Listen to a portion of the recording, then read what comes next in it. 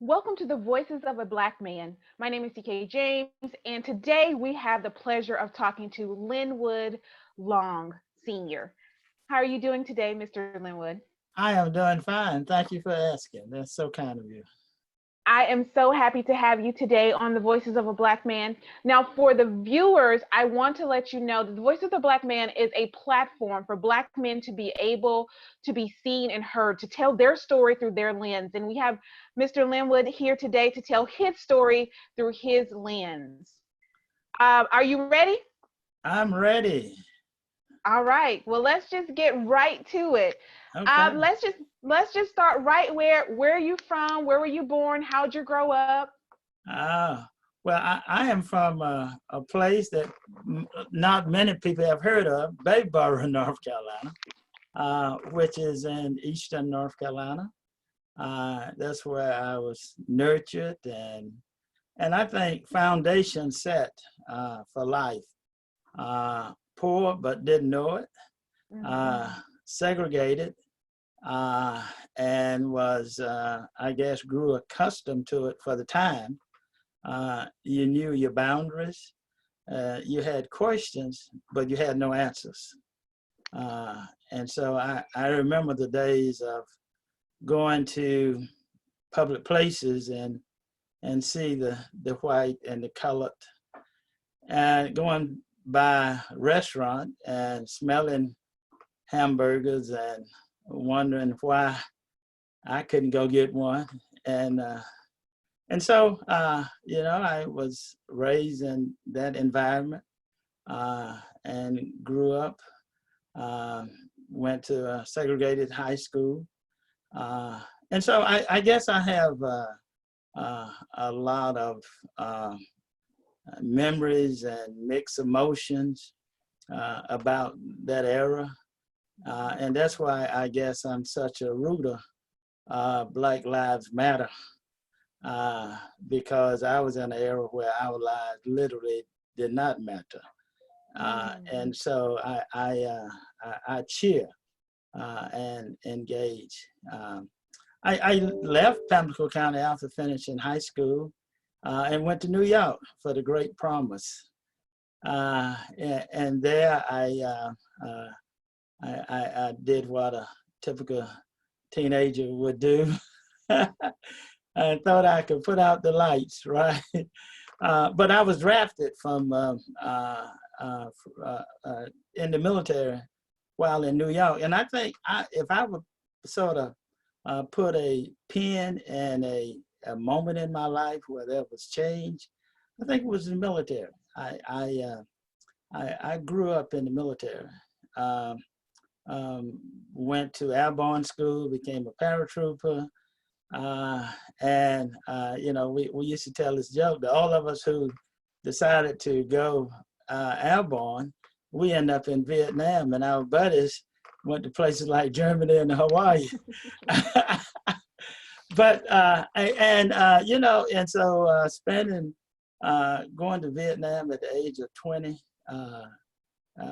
Being, in fact, I was dating my wife and told her that if she wanted to marry me, she should marry me before I go because she may not get that opportunity because I knew I was going into combat.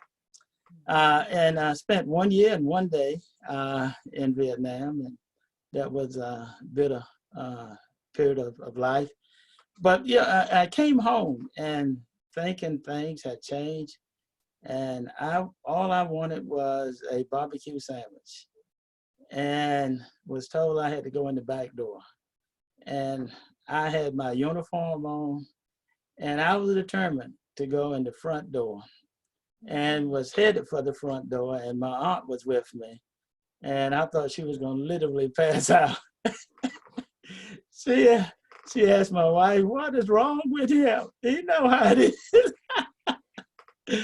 And so that's memory. Then I that same aunt and my wife encouraged me to take the GI Bill, and I took the GI Bill and came to Raleigh and went to St. Augustine College and finished in 3.5 years. on military and had 3 scholarships for grad school. And I had this passion for corrections. I wanted to work in the prison system because I had worked as an intern. And when I finished college early, I worked in the correctional system and the research division. And so I was all set until I got this glimpse of this new curriculum at Georgia State University in urban administration and urban planning. And the Ford Foundation had this thing for African Americans called the Ford Fellow. And so I decided to go that route. Just moved the entire family to Atlanta, Georgia, and went to grad school there, and came back to Raleigh, and came into state government, worked out of the governor's office for a while, and then transitioned into some parts of state government. And so that's sort of history of the early part of me. Yeah. In terms of location and what I did. So, yeah. So, wow. I mean, wow. Wow. Yeah. So let's go back to growing up first. Oh, yeah. Let's see if we can pull into pieces. The core for you growing up. What was the core? Who was the core? My grandmother. Unfortunately, my mother died at birth. So I never saw her, and my father didn't hang around. And so it was my grandmother who literally raised me, taught me about love, very religious. I came up in, a single mom, grandmother, who instilled in me the principles of integrity, and also the ethics of work. But more importantly, that you got to have faith and believe in yourself. So there were so many principles. This little short black woman who never put a hot comb in her hair, always wore braids, 2 braids that went all the way down to her hip. Yeah. Wow. Yeah. Wow. So, okay. So you grew up, and you said that you had a lot of questions. So you grew up in a segregated town. So where you were in Bayboro, you grew up with primarily or predominantly or all Black people, or predominantly. Yeah. That's where you hung out, And if you by chance, there was a white family who used to come around sometime, and Mama would always say, don't never be alone, right? And so she was giving me messages, right, of boundaries without saying, there's a limit that you can play with this child because of her race. And being a child, I didn't understand the meaning of it, but I understood the significance of it. I understood what she was saying, the messaging. Yeah, right. Yeah, sure. Yeah. And I'm sure some of that was coming from just fear of her protecting you. Oh yeah, as well as teaching you. Oh right? yeah. Protecting and teaching. Yeah, that's a good way to put it. Yeah. Wow. So now let me ask you this, and this is going to sound like a crazy question based on what you've already said. But when did you realize that you just weren't a young boy or young man, but that you were Black, and what did that mean to you? I think when I went to New York, I began to discover race and what it meant. Although, I understand. I think New York was a tipping point, but you have to understand, even in New York, it was all Black. That you didn't have all those opportunities that promised. You still had segregated housing. You still had segregation. In terms of living patterns, but you had freedom of restaurants and those kind of things, right? Mm-hmm. But then there came this notion of Blackness that even before it became this notion, I'm Black and I'm proud. I just think I began to recognize that, and it really flourished when I went into the military, because that's when we understood that blackness was important, and then we would protect each other. And so I learned so much in the military about race, racism, and all of that, right? And again, relying upon this spiritual base that was ingrained in me from my grandmother, that became a torch for me to be lit years later in terms of going into the ministry myself. Okay. Yeah, Wow. yeah. So I went back up just a little bit. We can come back to that. Yeah. Gonna back up just a little bit. And so you talk about graduating and going to New York and being drafted into the military. Right. What point of your life did you encounter other races other than just black and white? In New York, encounter, but no socialization, meaning that mostly Spanish people, you know, Puerto Ricans, especially Puerto Ricans at the time.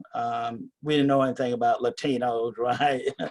uh, but uh, but you work with them, right, and you began to interact, but not socialize. There's a difference, right? And so it was still, when you went to your club, it was all black clubs, right? When you went even to restaurants, most of them were all black, right? And so there was very little federalization, socialization with beyond your group, right? And for me, it was hanging with my brothers. Yeah, Yeah, yeah. Biggest lesson you learned in military? Biggest lesson I learned was surviving, right?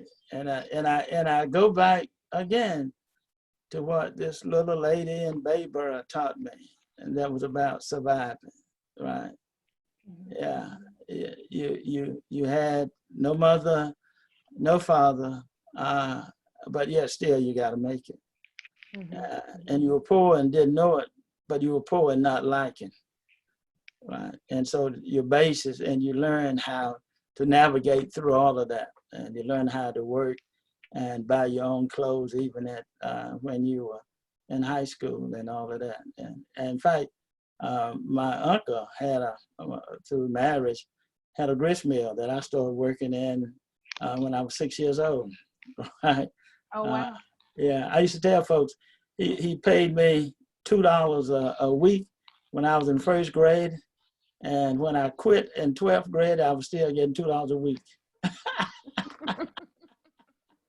I don't know. I don't know about that plan. If you quit earlier, I don't know.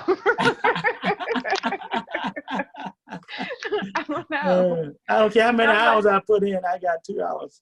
You got $2 a week.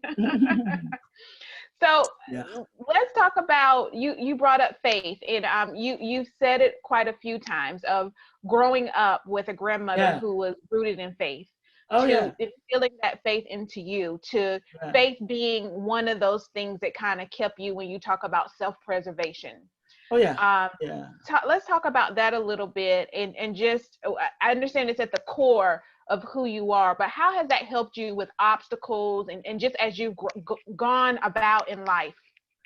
Yeah, I think, my grandmother had this thing that one of the things that we have no vehicle, right? We had no car, and church for us was a mile away, and we walked, whether it was Sunday school or whether it was Bible study, night or day, we walked, unless then somebody who had a car came along and gave you a ride. But more than that, there was one thing we always did at the house was devotion, and she taught devotion, and that's where I was able to learn about the Bible.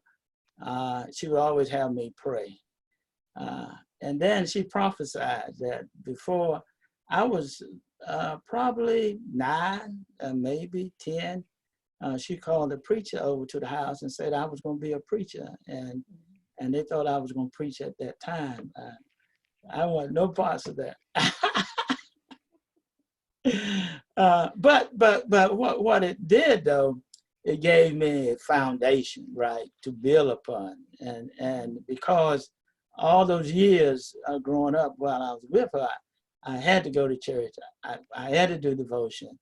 I had to do so. When I went to New York, I ran away from that, right? I got none of that. But you know, and the scriptures is true about teaching a child the way to go while he's young, and when he's old, you know, he will not depart from it. Meaning, depart from it doesn't mean you ever get told away from it, because there's a thing that returning to it, right?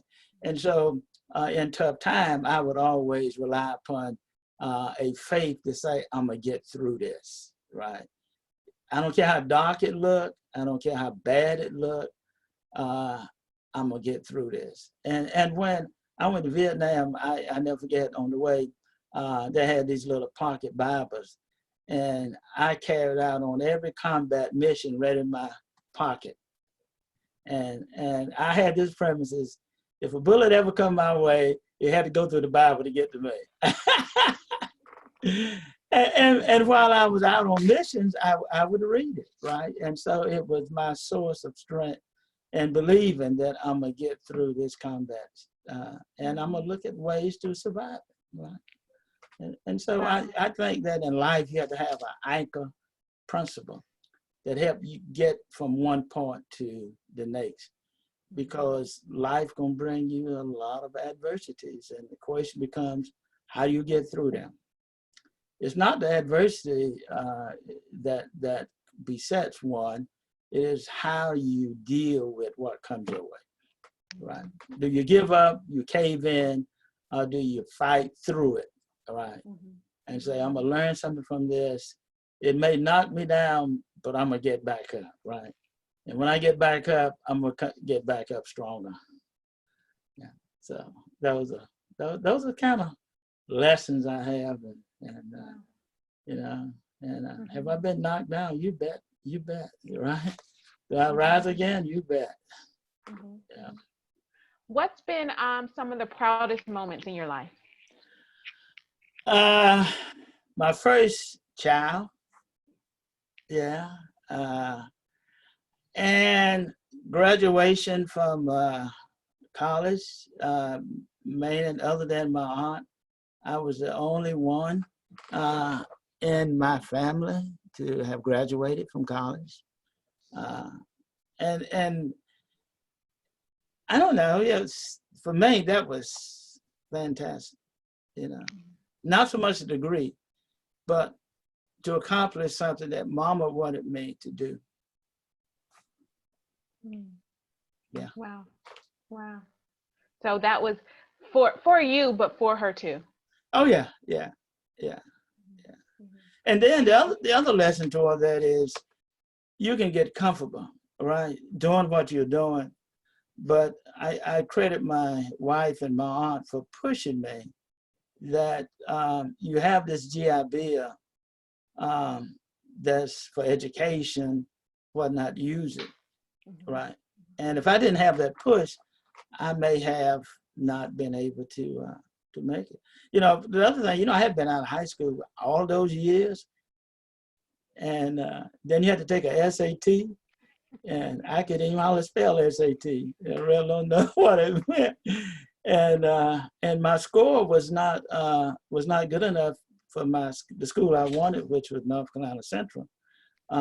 But St. Augustine University at the time, college, took a chance on me, right? And I went and applied myself, and had no time to play because I worked my way through school with a GI Bill because I had a family, and I finished magna cum laude. And again, that was because I knew what I wanted to do. I knew that I had purpose, and I didn't have time for a whole lot of mess, socialization, and all that stuff. I had work, study, and family time. That was me, right?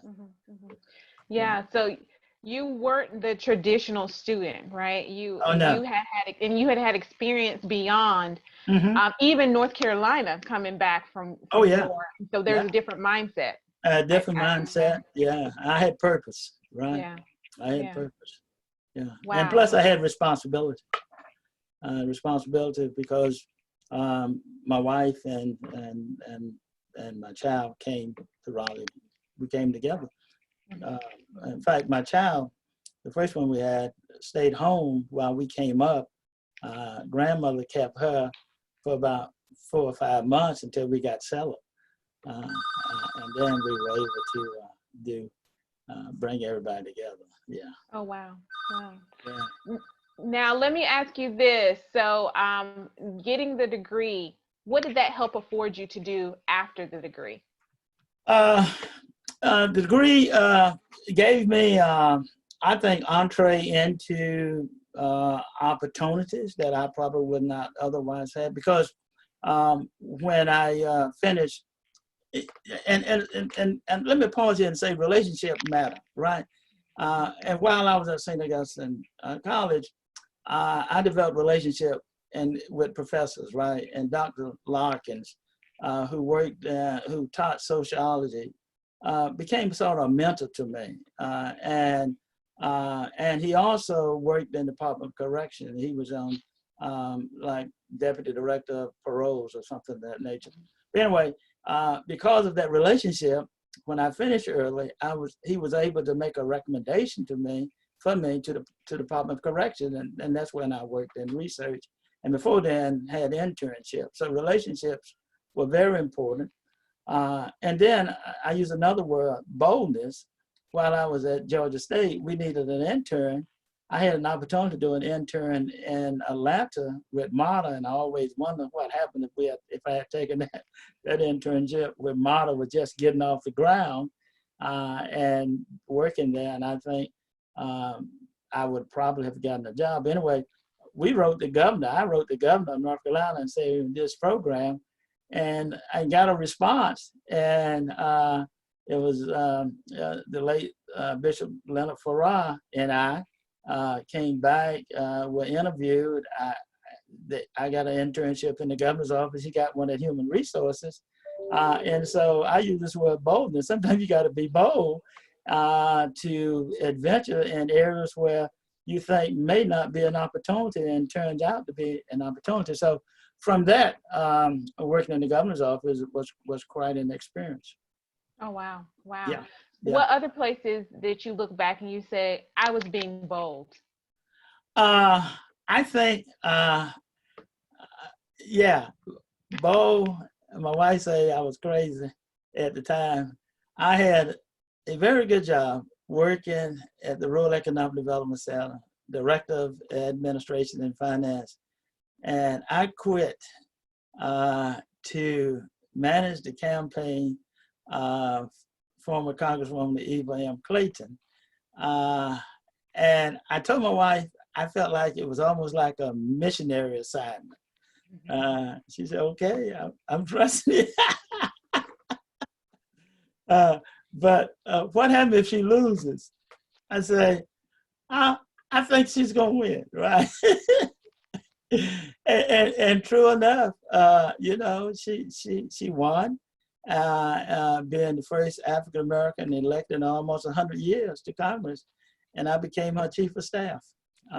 And so that was another proud moment for me, for being a first African American chief of staff in almost 100 years in North Carolina, and having that again. She was a mentor of mine. She taught me so much, and I still draw on many lessons that I learned from this great leader, Mm. very powerful leader. Wow, And let's she talk taught about me this thing about excellence, right? Yeah, always what give about your best. excellence? Always give your best. Don't deal with the average. I never forget. She gave me an assignment. This in her consulting firm. She gave me an assignment, and she literally gave it back to me. And she said, "That's not you." That's all she said. Did you know what she meant? I knew exactly what she meant. So have When you she got, taken that has that fueled you forward in oh, making sure and checking? oh yeah. No, not only that, more than checking, but giving your best work, Mm. right? Oh, this is acceptable, right? But it's not what I'm accustomed to seeing from you and what I've taught versus my expectations, right? Almost like it was echoing your grandmother I know, right?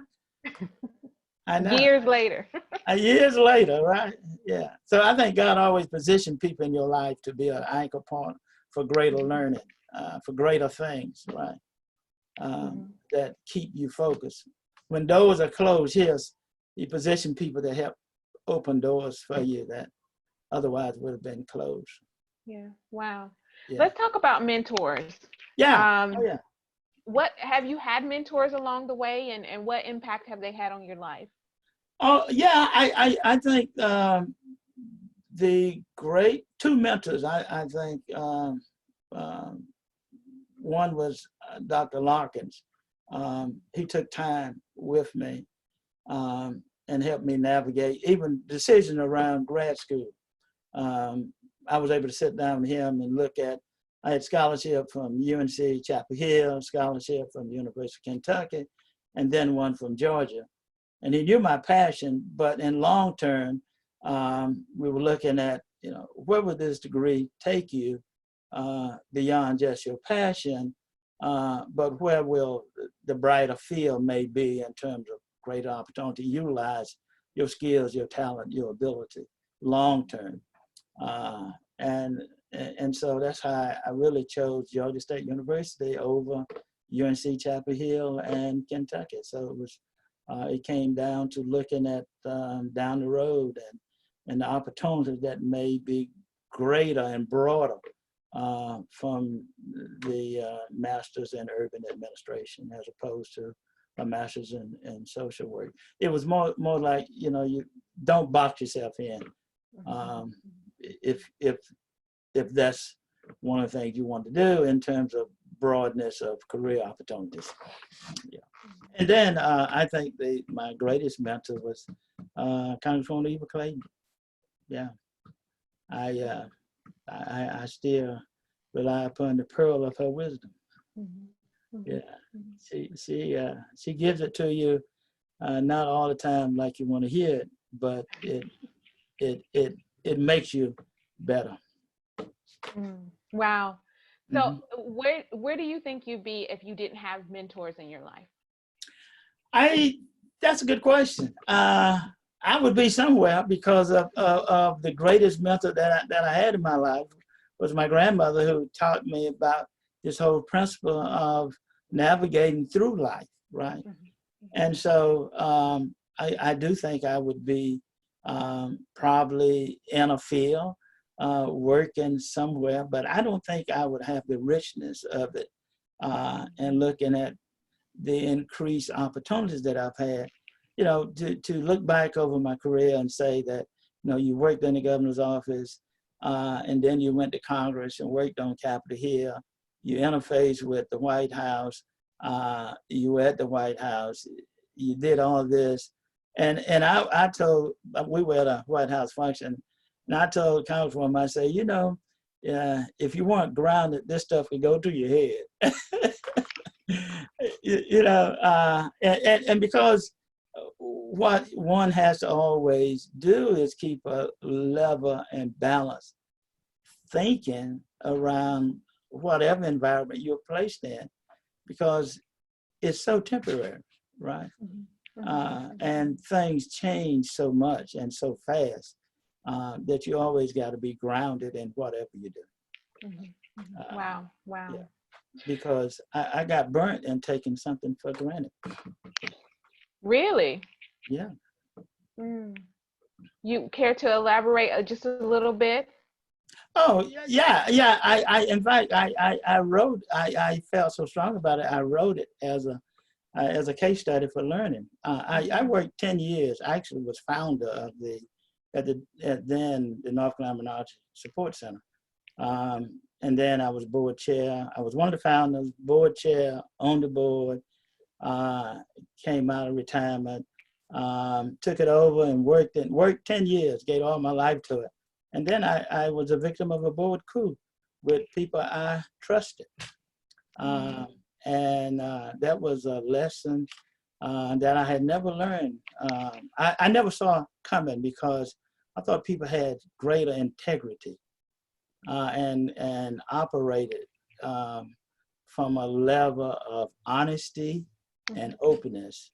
And then I think it was not only mistrust and betrayal, but I saw levels of racism and racist behavior that was so manipulated that Black folks that were on the board bit into it and didn't know what they were biting. Oh, wow. Wow. So, that kind of leads into the next question that I had anyway. Before I ask that question though, we know that in every cloud there's a silver lining. So, oh, yeah. And going through that, and that's kind of like, okay, that was an obstacle. That's something I never, ever saw happening. I was blindsided. Was there a silver lining in that? Yeah. I think that there were a couple. One was, it's important when you go through something like that to have a support system, right? Someone that you can confide in, and someone can remind you your own worth is not measured by how somebody else treats you, right? That's important. And also, at the time, I was part of a group on a national level where I was one of the co-founders of the African American Alliance of CDOs, which was CDFIs managed by African Americans. And so the silver lining out of that was that I hosted the first meeting. I was elected the first chair, and in October of 19, at the October meeting, they made me chair emeritus, and also brought me on as a consultant. And that organization has grown to 32 members nationwide, has received in less than a year before its incorporation over $200,000 in grant. And soon we'll be announcing something that's going to benefit a number of CDFIs that are working in underserved communities, particularly Black communities, providing capital and housing, affordable housing, and a number of other services that I thought, I never thought that this organization would have that kind of impact. Wow, wow. And to be a part of that is just fulfilling. Yeah. Wow, that is a silver lining. Yeah. Oh, yeah, it is. In everything. Can you explain just for the viewers what CDFI is? Oh, yeah, that's a good question. Community Development Financial Institutions, which came from this, going back to Bill Clinton era, where he created in the Department of Treasury the Community Development Financial Institution Fund. It's the CDFI fund, which really fund nonprofits with the CDFI certification, involved in housing, counseling, capital in terms of for small businesses, and this new era of new market tax credits and those kind of things. Yeah. Oh, wow. Wow. Yeah. So that was truly a huge accomplishment. And to say that there's 32 members, that's 32 minority CDFIs, correct? Across the US? It's still growing. It's still growing. Wow. And we think that there are only about 40 CDFIs that's managed by Black people. Wow. And to have 32 and still growing, that's incredible. Yeah, that is. And to see that come into fruition is great. You know. Yeah. Wow. Wow. So I wanted to, the question that I was going to ask, before that one is so as a man of ministry, Yeah. as a man that has gone through a lot of things just in history, period, through Yeah. Yeah. experience. Right. One would say that on some levels you are, and I think the word gets a bad rap, but an activist for for those that are disadvantaged, for those that that don't have a voice. What would you say? I think that that is something that I sort of like to say, that there's a voice in me that I want to lift for the cause of the movement, and because from the time I was able to express myself about injustice and segregation, even. Let me put a pin in this. When I came back from Vietnam, when I got out of the military, my wife was a teacher at the high school. She taught at the high school that was segregated at the time, and was still segregated at the time when I got out of the military, right? So it was after that. And so when I came home, it was in the process of it when I got out of service in '67. But I organized a group of Blacks, and we had a literally inspection of the high school, and we came up with all these infrastructure problems, lack of this working, lack of that working.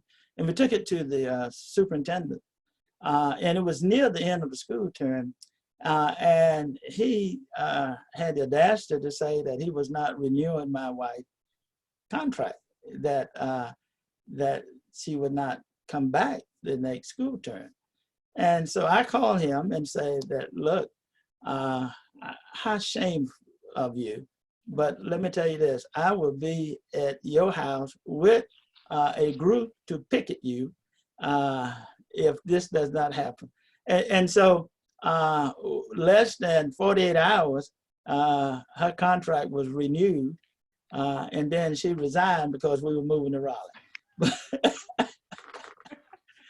So I had always had this little hunch in me to really want to speak to injustice, and because I saw it in so many ways, the barbecue incident where I couldn't go, driving to Kentucky, and in Tennessee, where I was sitting down and this guy gonna walk behind me, and the lady, because I went in to get something to eat, and he should have known better than to walk behind me, because I had the Vietnam experience, and so on my way out, he felt the brunt of me as I was making my way to the car, and hoping that I didn't see blue lights going down the road.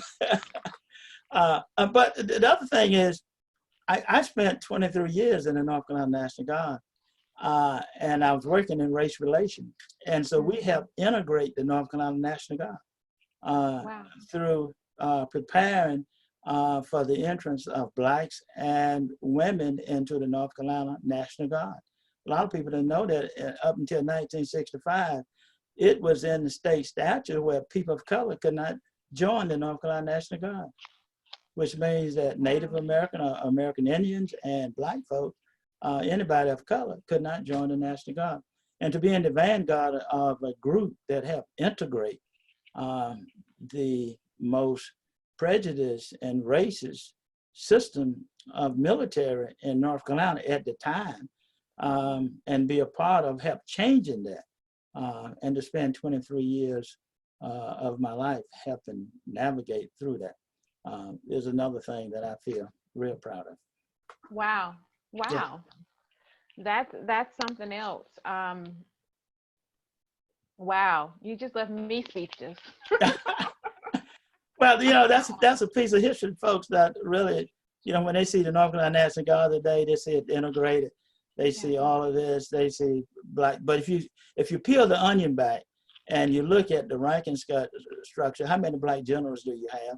How many Black colonels do you have? You have some, but not as many as you should have, right? Mm-hmm. And I think You can say what you want to say. This governor has done more in terms of appointment of blacks in authority than any governor that I've known in the history of North Carolina. Wow. Wow. Yeah. So, He's taken stand around issues important to the black community with authority and genuineness that I have not seen displayed by any governor. wow. Wow. Let's talk about this because you've served in the governor's office, you've served in the White House and in Congress, Well, and and you've served actually, in I didn't serve in the White House. I served on Capitol Hill on Capitol Hill. I'm sorry. as Chief of Staff for Congresswoman Eva Clayton. Okay. And On we did a lot Capitol of Hill. interaction with the White House.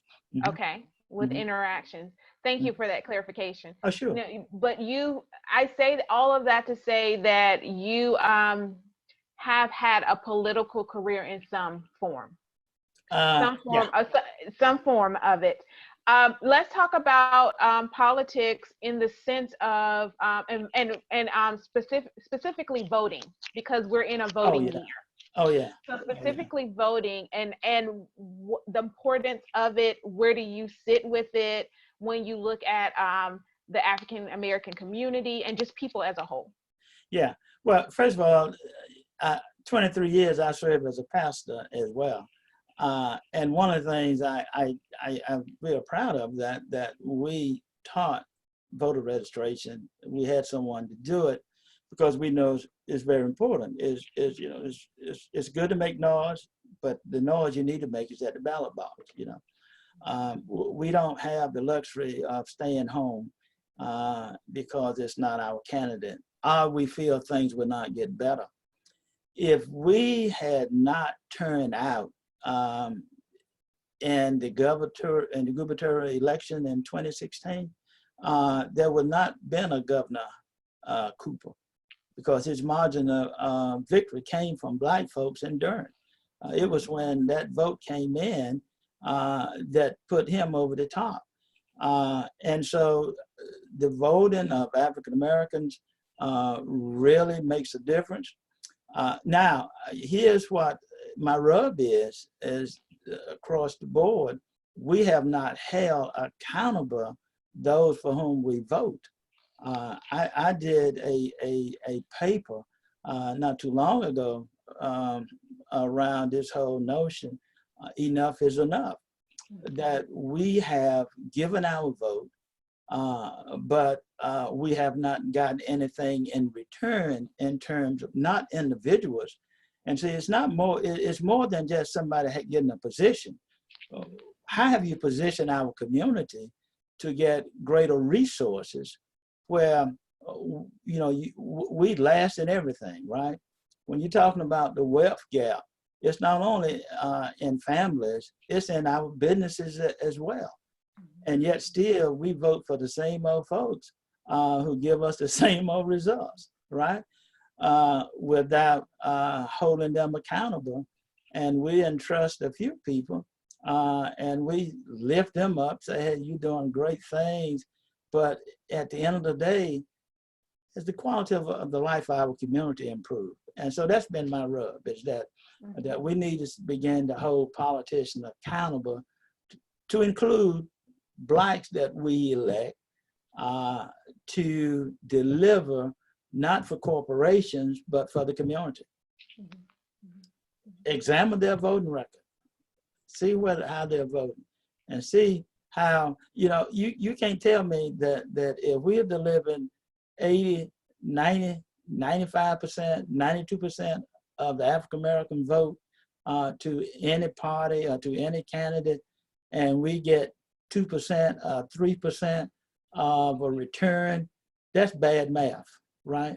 Bad business all the way around. Yeah. And so one of the things, we've been pushing for on the national level is that when we're talking about these different funds that's going on, carve out 20%. And they say, well, we don't believe in set aside. Well, you set aside stuff for corporation. If you look at the list of this paycheck protection program, and you look at the beneficiaries of them, they are people who already have. the small business that really need it are not getting it with the same degree of funding as those who already have. So the have keep getting, the have keep having, right? The have not keep have not. And so, you know, that's a whole new wagon that I'm on, right? Because I just think that that economic inequality still exists strongly and widely, disparately impacting our community, and we don't do anything about it. Mm, mm. Let me ask you about just being a Black man, because my notion is, and I'll tell you what I say all the time, and I'm not a Black man, so let's make that clear. Yeah. I'm not a Black man, and so I want to ask. I say Black men are men who happen to be Black, but at the end of the day, they're a man just like anybody else. Oh yeah. Who wants to take care of the family, who's looking for love, who goes out to do good in the community, but encounters opposition and hate and a lot of obstacles and a lot of other things. Oh yeah. Where do you sit with that? Oh, well, you know,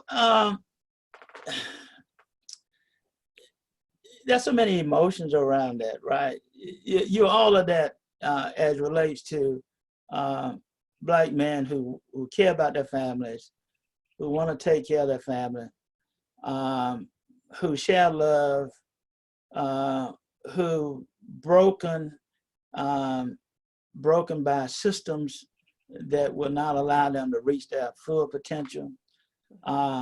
And I don't care how you look at it and how you carve it out. When you look at a Black man who become unemployed, look at how long he'd stay unemployed before he's employed. And then look at the quality of jobs that he's able to get, not based upon his ability, not based upon even the paper he has in terms of whether it's a BS, or MS, or a PhD. It's just the fact that structure and systemic racism still lives, and they've gone from hoods to good suits and ties that still deny Black men the opportunity to reach the fullness of their potential. And all these people that sit around and tell you how great you are, but when you really go to them for a job or a contract, why is it then those same people who tell you how great you are and how good you're doing, but do not create opportunities? And that's why I'm a great proponent of Black folks creating opportunity for Black folks, right? Mm-hmm. And every job that I've had where I had opportunity to hire somebody Black, I did. And very proud of that record, right? People of color, you know, Black, Latinos, right? I think we all is in this melting pot, and we gotta look at how we bring each other along. You know, mm-hmm. It's not this can philosophy. You know, get all I can what I get, and sit on the can. You know, we got to move beyond that. We got to learn how to bring folks along, and then that when you sow into someone, you teach that principle of sowing into them, that principle they will sow into others. Mm. But first of all, we got to deal with this structural racism that exists, and we see it played out in so many ways. And I did another piece on LinkedIn around inequalities, right, where Black organizations are left out, and sometimes not intentional, but I say it's structurally racist in the policies, mm-hmm. right, that prevent Black folks, right? You can't do this because you don't have this, right? It's the same thing. You don't have the experience. You don't have this, right? But you look at how many young majority are well off financially as opposed to Black, right? That's all I'm saying. Look at the numbers, right? Yeah. If you look at the wealth gap, look at the numbers. Mm-hmm. It's atrocious. Get me on a soapbox, right? That's okay. No, it's good stuff.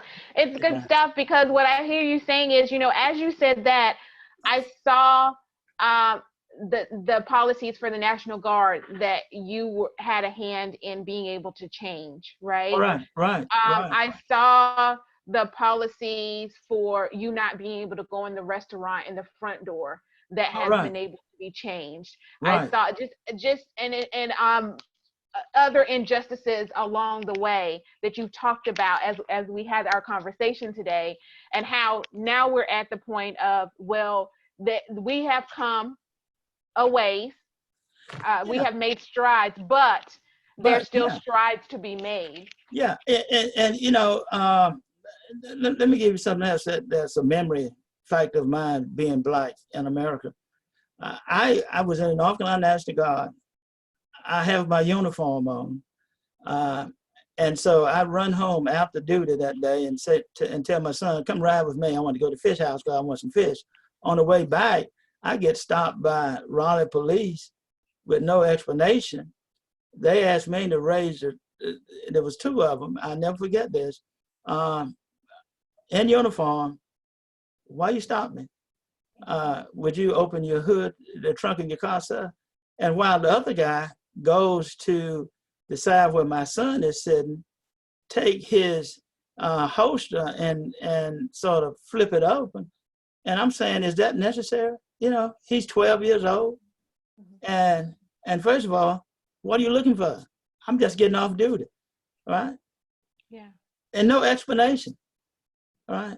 But can you imagine the trauma of a 12-year-old finding a cop coming around to his side and flipping the holster on his gun as if he's ready to draw, expecting some movement for him? And so I have these memories, right? I have these memories of being profiled, driving and being stopped and by white officers. And then why? Yeah. You run your numbers, you find anything? Yeah. And so these scars that you have from being black can take a toll on you, but you have to keep it all in perspective. And because at the end of the day, I don't care what you accomplish in America, at the end of the day, you're still a black man. Wow. Yeah, that's a mouthful right there. That's a mouthful. Yeah. That's a mouthful. So what would you say to black men, because there's really no place for the aggression, right? Or what you're feeling on the inside. I'm not talking about just outside, Oh but yeah, the scars that you talk about. What would yeah. you say to other black men, or how do you deal with those things? Yeah. One, never lose hope, right? And don't never let anybody take your will away from you, right? And third, don't ever lose your voice, right? That I don't care who try to silence you, talk louder, right? It's almost like blind Bartimaeus, right? They told him to shut up. And the more they said shut up, the louder he became, right? And so don't let anybody muffle you out, right? When I started writing about my experience being blindsided, they tried to take it off LinkedIn. And they were stupid enough to know that anything I post that was not malicious, they can't take it off. I thought y'all were smarter than that. But the other thing is, you picked the wrong guy to fight with, right? Mama taught me how to fight. Yeah. So I go down fighting. Yeah. And sometimes the pen can be mightier than the sword. There you go. Yeah. And so when truth speak to power, power reacts in a way that shames them, right? And so you don't have to get in the gutter with them, but you stand the principles and the foundation that you have, that you don't lose your voice nor your hope. Wow. Mr. Lenwod, what's next for you? Somebody asked me, was I going to write a book? I don't know. What I really want to do is I think a pathway. I love mentoring, right? And I'm mentoring and coaching CDFI that's sort of small and developing. And I wanted to pour into that leader some of my life experiences, hoping that I can help her grow and develop. And then I have a passion for young leaders. You know, how can I pour some of my experience to help cultivate the gift and talents that's already ingrained in young leaders. And so I have this thing and this passion around creating leaders. And I did it at my church, right? I was proud to have mentored young men who later became deacons or preachers or whatever they became, right? Yeah. By just giving them an opportunity to tap into what was already in them, right? And so it's not that people don't have it in them, it's just they never give an opportunity to manifest or to grow or to let that which within become outward, right? An opportunity to use it. Wow. And so all of us have this opportunity to allow people to use the gift within. Yeah, yeah. So what would be, at the end of the day, what's your legacy? Hey, this guy, Lenwod Van Cleve Long Sr., helps somebody. And that he has a trail of people who may not be in the headline, and that's not important, but he poured into somebody that enabled them to be greater at what they were doing. Wow. Yeah. And so I think part of my ministry is a ministry of help and growing and developing. Wow. Yeah. So I have a couple rapid fire questions. Okay. They're going to sound a little strange, but you ready for me? I'm ready. All right. So your favorite food? My favorite, chicken. Chicken. What kind of chicken? Fried chicken. All right. Fried chicken. Yeah. All right. What two sides are we putting with this fried chicken? Excuse me? What two sides are we putting with this fried chicken? Collard greens and potato salad. Okay. All right. All right. And a dessert? Oh, sweet potato pie. Sweet potato pie. A pound cake. Or pound cake. Yeah. Sound like a Carolina boy. Oh, gosh. You know what? Mama's favorite dish that I always love, and that my sister who in New York, when I visit her, she can tell you what I want. She say, my brother's coming. I got to find some collard greens. I got to cook some potato salad, and I got to fry me some chicken. Oh. Oh, and then if I can find some cornmeal, I got to make that brother some cornbread. On top of the stove? Oh, yeah. Is it on top of the stove? Oh, yeah. Oh, yeah. Oh, yeah. I love it. I love it. I love it. Favorite movie? Favorite movie? I don't know where I have a favorite movie or not. I like, drama, action oriented, and I don't think I have a movie that really stands out for me, I really don't.